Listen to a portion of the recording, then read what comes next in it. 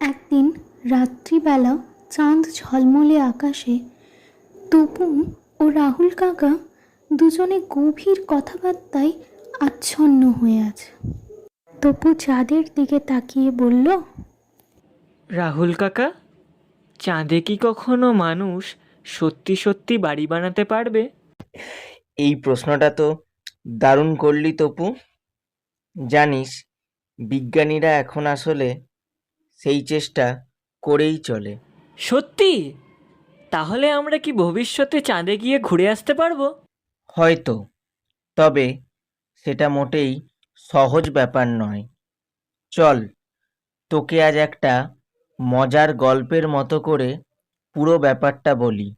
তুই তো শুনেছিস, আমেরিকার নাসা, ভারতের ইসরো, এরা রকেট পাঠাচ্ছে চাঁদের দিকে।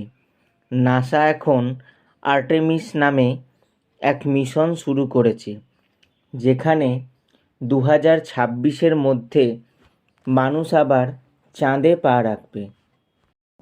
হ্যাঁ, মানে আবার মানুষ চাঁদে যাবে?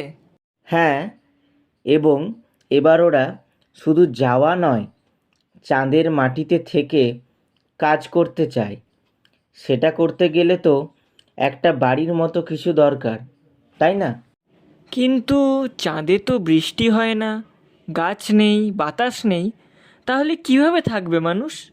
সেই তো আসল চ্যালেঞ্জ। চাঁদের বায়ুমণ্ডল নেই, তাই অক্সিজেন নেই, মাটিতে অনেক ধুলা, যাকে বলে রেগোলিথ। এই রেগোলিথ দিয়েই বিজ্ঞানীরা 3D প্রিন্টারে বাড়ি বানানোর প্ল্যান করছে। কিন্তু রাহুল কাকা, এত কিছু করতে কত বছর লাগবে? হয়তো 20-30 বছর, কিন্তু শুরুটা হয়ে গেছে। এখনকার ছোট ছেলেরাই হয়তো প্রথম চাঁদে গিয়ে থাকবে। তুইও পারিস। তাহলে আমি বড় হয়ে মহাকাশ বিজ্ঞানী হব, চাঁদের জন্য বাড়ির ডিজাইন করব। এই তো, এটাই হলো কল্পনা থেকে বিজ্ঞান জন্ম নেওয়া। তুই শুধু স্বপ্ন দেখ, শেখ, পড়াশোনা কর। একদিন দেখবি তুইই হয়তো মুন হোম প্রজেক্টের অংশ। আর তুমি আমার সঙ্গে থাকবে?